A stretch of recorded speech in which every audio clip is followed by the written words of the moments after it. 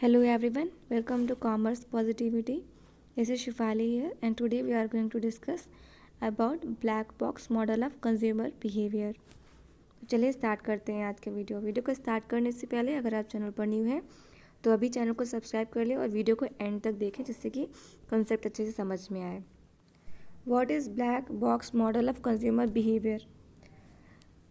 ये क्या होता है black box model? The model of consumer behavior was first devised by the Professor Geoffrey Jones and his colleague at the Center for Marketing Studies, Cambridge University. सबसे पहले तो आप ये जान लीजिए कि जो black box model of consumer behaviour concept है वो प्रोफेसर जेफरी जोन्स ने दिया था अपने कलीग्स के साथ मिलकर जो कैम्ब्रिज यूनिवर्सिटी में स्टडी करते थे. It has been elaborated on further by Australian academics such as Rodney Hitchen. इसके बाद इस पर और ज़्यादा वर्क किया गया, इसमें इम्प्रूवमेंट्स लाए गए जिसमें जो ऑस्ट्रेलियन एकेडमिक्स थे रॉडनी करके वो शामिल हुए. They suggested that often consumers are not sure about what influences their buying decision process. उन्होंने बताया कि जो कंज्यूमर्स होते हैं वो उन्हें क्या जो फैक्टर्स जो अफेक्ट करते हैं, इन्फ्लुएंस करते हैं बाइंग जो भी प्रोडक्ट है जब वो ख़रीदने जाते हैं तो उन्हें क्या ऐसे डिसीजन लेना चाहिए इसमें. तो यहाँ पर ब्लैक बॉक्स मॉडल जो है वो इसी को एक्सप्लेन करता है. तो the answer to this questions are often buried within the customer's mind.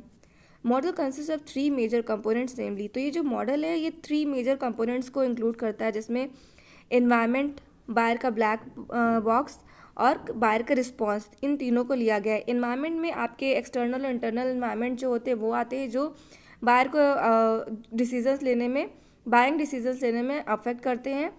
उसके बाद बायर का ब्लैक बॉक्स जिसमें उसके माइंड को रखा गया है, मतलब जो बायर का ब्लैक बॉक्स है वो उसका माइंड होता है जिसमें वो अपने बिहेवियर, एटीट्यूड और वो अपनी प्रेफरेंसेस हैं उन सब को रखता है. और बायर रिस्पॉन्सेस वो प्रोडक्ट के बारे में उस हिसाब से अपना एटीट्यूड शो करता है और उसको कैसा प्रोडक्ट चाहिए वो उसके रिस्पॉन्सेस में दिखता है. ओके, इन्हें हम अच्छे से अभी एक्सप्लेन करेंगे इस चार्ट के through. The major components of this model इन्हें 3 पार्ट्स में इस तरीके से डिवाइड किया गया है. पहला तो इन्वायरमेंट है, इसमें मार्केटिंग स्टिमुली आती है जिसमें वो ऐसी प्रोडक्ट्स जैसे फैक्टर्स को रखता है जो कंज्यूमर को अफेक्ट करती है, इन्फ्लुएंस करती है, जिसमें product, price, place and promotion आता है. इसके अलावा जो एक्सटर्नल इन्वायरमेंट है उसमें आपके इकोनॉमिकल, टेक्नोलॉजिकल, सोशल और कल्चरल फैक्टर्स को इंक्लूड किया गया है. ओके, नेक्स्ट है बायर का ब्लैक बॉक्स, मतलब कि बायर के माइंड में कैसी चीज़ें आती हैं, बायर के करेक्टरिस्टिक्स. अब बायर का जो है अपना उसका कैसा उस इनकम लेवल है, उसके स्टैंडर्ड्स क्या हैं, उनकी प्रेफरेंसेस क्या हैं, उनकी वैल्यूज़ क्या हैं, वो सब इसमें आती हैं. उसके हिसाब से वो प्रोडक्ट लेता है और अपने बाइंग डिसीजन प्रोसेस को आगे फर्दर बढ़ाता है. थर्ड आता है बायर के responses, buying attitude and preferences, purchase behaviour. उसका प्रोडक्ट के को लेकर, उसके बाइंग प्रोसेस को लेकर क्या एटीट्यूड है, वो कैसे प्रोडक्ट को प्रेफरेंस देता है, वो आता है. And what the buyer buys, brand and company relationship behaviour, और वो किस तरीके के ब्रांड्स और कंपनीज़ को प्रेफरेंस देता है, उसके बिहेवियर कैसे हैं उनको लेकर, उनके रिलेशनशिप्स को लेकर, वो सभी बायर रिस्पॉन्सेज में आते हैं. ठीक है, अब तो हम तीनों को अच्छे से एक्सप्लेन करेंगे वन बाई वन. सबसे पहले हम बात करते हैं एनवायरनमेंट की. According to this model, the environment consists of stimuli even when by the firm as well as external stimuli. तो यहाँ पर जो environment है उसको external stimuli की तरह बोला गया है. This marketing stimuli given by the firm will be in the form of the marketing mix. For example, the firm might be sending advertising messages for products. अब देखिए जो stimuli क्या है, एक तरीके से अगर हम बात करें stimuli मतलब कि एक ऐसी प्रेरणा या फिर एक ऐसी उत्तेजना कह सकते हैं जिसमें जो बायर है वो प्रोडक्ट को लेने के लिए इन्फ्लुएंस होता है. ठीक है, उसमें जो क्या ऐसे फैक्टर्स है जैसे कि एडवर्टाइजिंग है या फिर जो प्रोडक्ट्स को लेके इन्फॉर्मेशन प्रोवाइड की जाती हैं जिससे जो है कंज्यूमर जो है वो स्टिमुलेट होता है. The external stimuli refers to the marketing environment which indirectly influences the customers. जो एक्सटर्नल स्टिमुली है वो कस्टमर्स को इन्फ्लुएंस करती है indirectly. It is important to note that we differentiate between environment and people here as people influence the choices. यहाँ पर ये बोल रहे हैं कि इन्होंने environment और people का अलग अलग एक्सप्लेन किया जिसमें people जो है वो choices को इन्फ्लुएंस करता है कि प्रोडक्ट्स को लेकर उसकी क्या choices हैं, but people cannot create decision situations.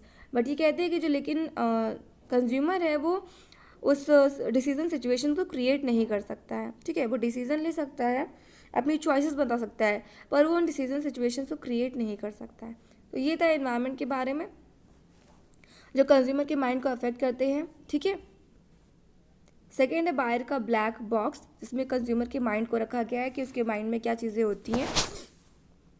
As mentioned, the buying decision is made by a person that does not fully understand all factors influencing him or her. जैसा कि इससे पहले ही बताया गया कि जो बैंक डिसीजन होती है वो पर्सन कंज्यूमर के थ्रू लिया जाता है, जिसमें वो खुद ही नहीं समझ पाता है कि उसे कौन से फैक्टर्स जो इन्फ्लुएंस कर रहे हैं।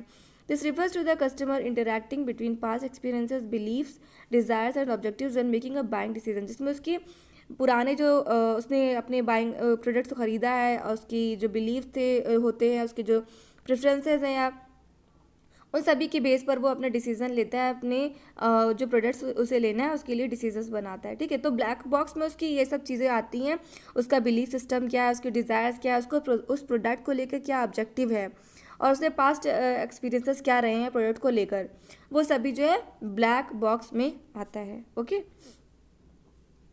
The buyers black box consist of his और पर्सनल प्रेफरेंसेस।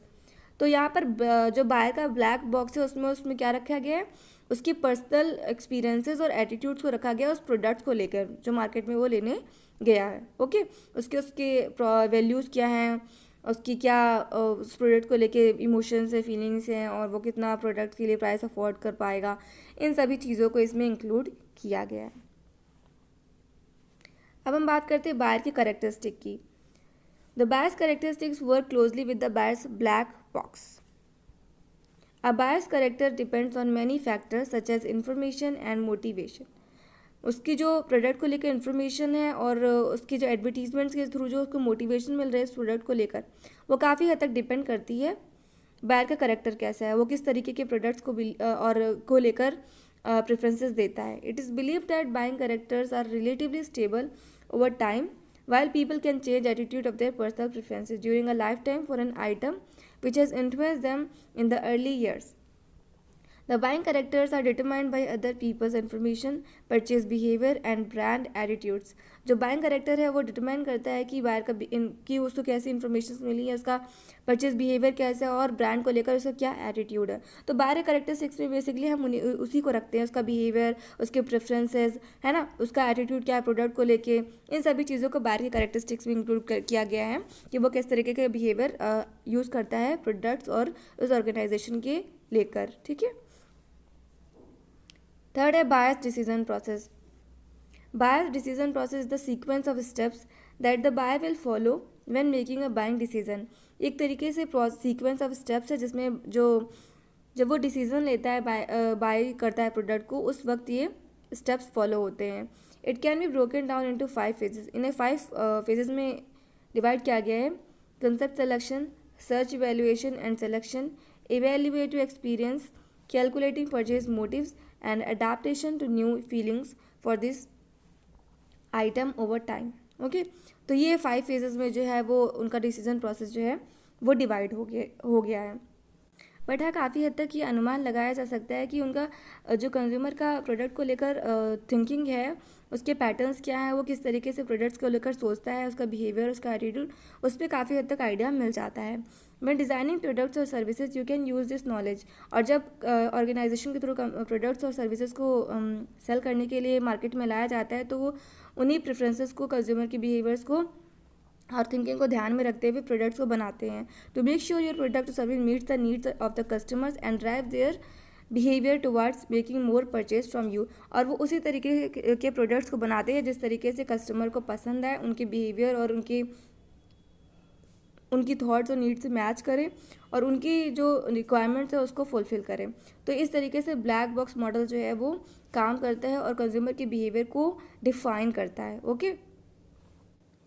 तो ये था ब्लैक बॉक्स मॉडल के बारे में। आई होप आपको वीडियो अच्छा लगा होगा और जो मैंने समझाने की कोशिश की है वो समझ में आया होगा। अगर आपको कुछ भी कन्फ्यूज़न रहती है या कुछ समझ में नहीं आता है तो आप कमेंट बॉक्स में मेंशन कर सकते हैं। मैं हर तरीके से कोशिश करूँगी आपके डाउट्स को क्लियर करने की, ओके। अब हम बात करते हैं थॉट ऑफ द डे। विकल्प बहुत मिलेंगे रास्ता भटकाने के लिए, संकल्प एक ही काफ़ी है मंजिल पाने के लिए।